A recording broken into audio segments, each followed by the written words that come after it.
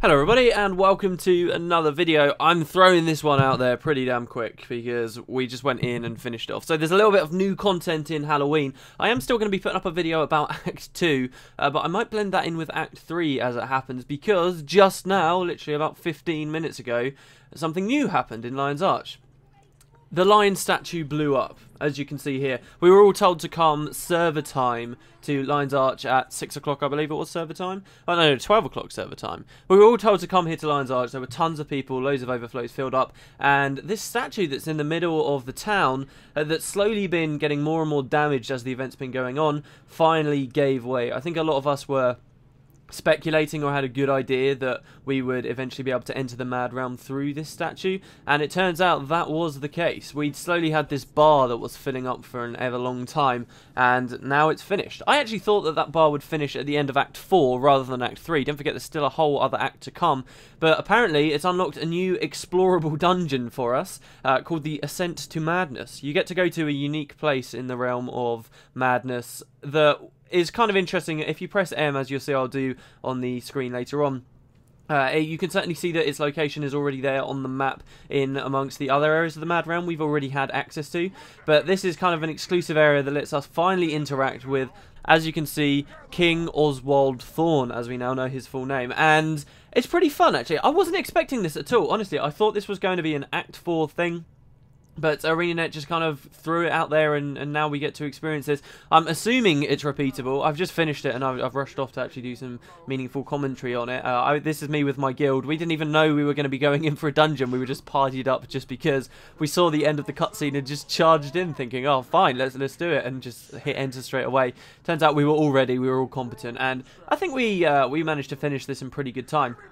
So at the start, he'll actually speak to you a little bit, and what he'll do is spawn some enemies, as you're about to see, down in the ground in front of you, while having you play a sort of mini-game, which is returning from Guild Wars 1. So this guy, in the first game, the big finale event for... So, festivals, I should explain, in Guild Wars 1, on the very last day of them, about every 3 hours or so, something interesting or unique would happen, would spawn in a main outpost where the event was going on. That was Lion's Arch for Halloween for Guild Wars 1, so it's the same place in Guild Wars 2. And in Halloween's case, this guy, we met him 250 years ago. He spawned out in the real world. He came, this was the one day of the year he could come out into the main world, and when we finally got to interact with him, he played a game with us called Mad King Says. The first game was pretty simple. He would just be out in an outpost. There'd be tons of people there, not just 5 people as you can see here, and he would basically play Simon Says with you. It's exactly the same. He would have a load of dialogue, a load of crappy jokes, and every now and then he would say to you, Mad King Says, and then he would give you a specific command that related to an emote that you could do in the game. So he might tell you to dance, in which case you have to dance. But if he doesn't say Mad King Says, these are very simple rules, this is just Simon Says. If he doesn't say Mad King Says first, and you do it, then you'll be punished for it. So if you do fail to play the game correctly, he would just kill you on the spot, and you would see massive groups of players crowding around this guy in Lion's Arch, and all of a sudden half of them would die because they'd missed the command or they'd messed up. And it was actually kind of fun. It's a very simple game. It's a kid's game really, but the longer you play it, you do start to make mistakes. I at least make mistakes. I did a few videos of it in the first game, and you can see me on there. I make the most ridiculous of moves every now and then. But I think a lot of us were expecting this to come back for Guild Wars 2, and indeed it has. Though I guess we all thought it was going to be the finale, it was going to be this Act 4 thing, but no, it's here right now, and there is of course a twist. While we were playing the game, we were expected to fight too, so we had to do the emotes while fighting. Now, I was doing them, and I didn't mess up at all. He only gave out one command where he didn't say Mad King Says first, and I didn't do it then, and I did do it whenever he did say Mad King, but I can't see that I was rewarded or punished either way, or anyone on our team. No one was instantly killed for failing that, so I'm not actually sure what the mechanics are there. Maybe it's a little bit of flavour during this fight with the other enemies, or maybe it's tied somehow into, if you fail Mad King Says at the start, it will make this fight, this boss fight that you can now see me in now, harder or easier. That's just 100% my speculation though, but I couldn't really see how that was impacting anything.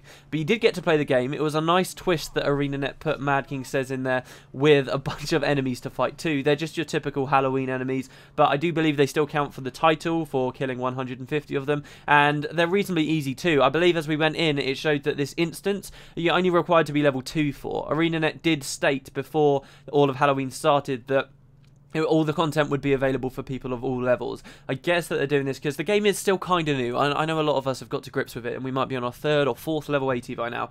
But a lot of people, you know, aren't necessarily that far. It is the first event in the game. So they have said that all of it should be accessible for people of all levels. They did kind of go back on that a little bit from one of the Act 2 quests that requires you to go to quite a high level area and do a little bit of fighting as well to kind of get your way through there. Though if you have backup, I suppose you can make it at an early level. But I suppose this follows suit. Though I would guess if you came into this all with minimum level players, level 2 being because you can't really go anywhere as level 1 in the game without a massive shield on your screen saying you've completed the tutorial. So I'm guessing though if you did go in with just level 2s, it might be a harder fight. That's just my assumption. They did add in Act 2 a large labyrinth to the game that is level 80 content, but it will scale you up to level 80 in a very similar way to you scaling up to level 80 in World versus World. And of course in World versus World, a level 2 scale to 80 is not the same as a real level 80, and I certainly, on my lower level characters in that labyrinth, felt the sting a little bit more, so I'm guessing this fight would be the same.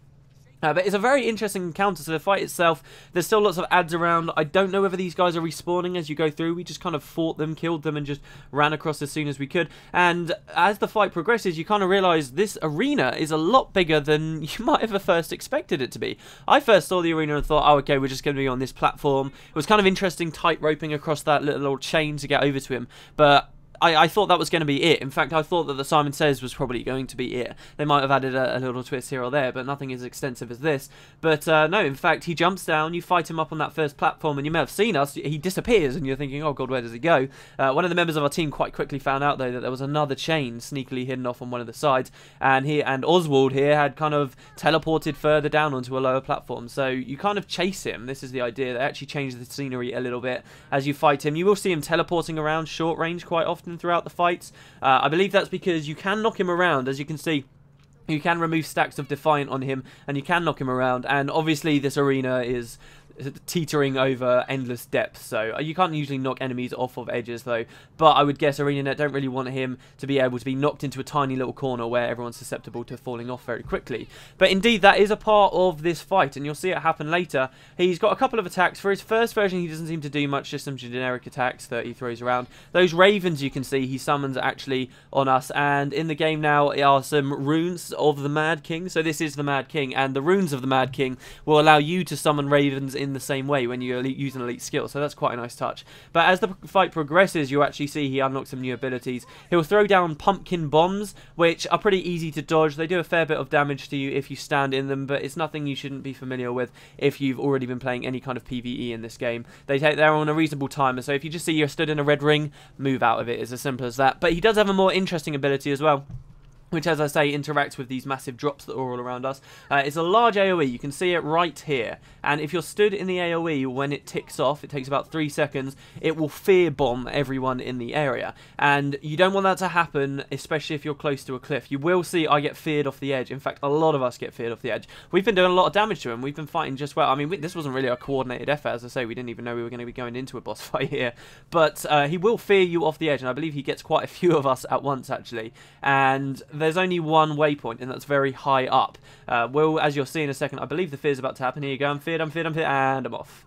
And I almost hit that rock, but I think I would have died anyway. So, yeah, you get teleported to the top. It does a bit of a dick move. It teleports you back up, kills you, and then forces you to waypoint again, which is quite funny. Obviously, don't go through the door. You just got to be pretty sure-footed and get your way back down through the arena. See, straight away, I forgot that there was the chain off on the right-hand side. Don't get lost. You'll see I get back there pretty easily. I believe he'd actually moved in the time it took me to get back there, so I went to where I last saw him, but I think he'd gone lower down in the arena. But some of the rest of our team, I'm not quite sure what was going on, but they seem to have a little bit of a problem getting back to where the fight is. So just kind of be aware of your surroundings and understand that you might have to run back through this area on your second trip through if in case you do die or get fear bombed off, as I say. I don't think his abilities, maybe it was just because I was dodging out of some of the rings, but if you look at our team, we only had one person go down once, I believe, and even that I think is because we'd aggroed a lot of the enemies in the area. I don't actually think he does that much damage. Again, I think it's to compensate for the fact that level 2 should be able to do it. I wouldn't be surprised if ArenaNet had done some playtests where they were sure that people who had just finished the tutorial for their race came here and tried to complete it. And I'm sure they found it very hard, but I think it probably is possible. He's not that difficult. And that's a good thing. I mean, There are plenty of hard bosses. I do think Guild Wars 2 maybe might be lacking a little bit in super hard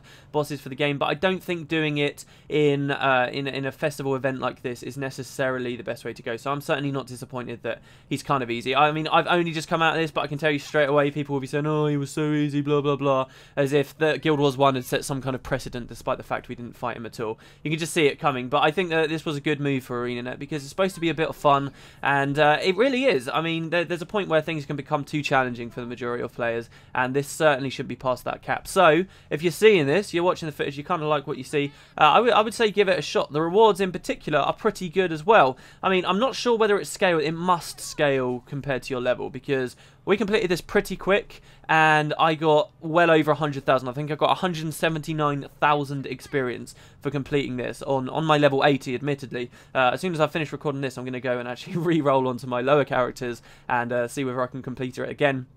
So you actually earn some of that experience. But you do get a lot of stuff. You also get a very specific choice on which of the new Halloween rare mats you can get. Obviously, if you're not going for some of the new Halloween weapons, then maybe that won't be too interesting to you. But you also get trick-or-treat bags as well. So overall, I think it's pretty good. It's pretty rewarding. It's a lot of fun. I mean, that's really the main thing, right? It shouldn't be so much about the rewards. I loved this. I loved finally seeing him. I loved listening to his new voice acting. I loved the little throwback to Simon Says or Mad King Says from Guild Wars 1. I thought it was pretty brilliant. As you can see here, like I say, with a bit of a demonstration for him teleporting back into the middle, he does have a tendency to go to the edges, and then he'll teleport like directly into the middle of the platform. Slowly our team trickles back over to the area. And it doesn't really matter by that point because he's about to die. One last thing that you will probably want to know about. You'll get your reward here, as you can see. Look, you get karma as well. You get some silver. It's lots of stuff. It's pretty brilliant. I love how big the reward dialogue there is, actually. Except that, this was my first time going through, but straight away I thought, hang on a minute, there's probably something extra. I want to have a little bit of a look around. Immediately notice to my left, once I'm done typing, that there's actually an area you can drop down to as well, just behind this tree maybe. Actually, no, I'm gonna have to watch this back so I know next time. Yeah, there's another chain.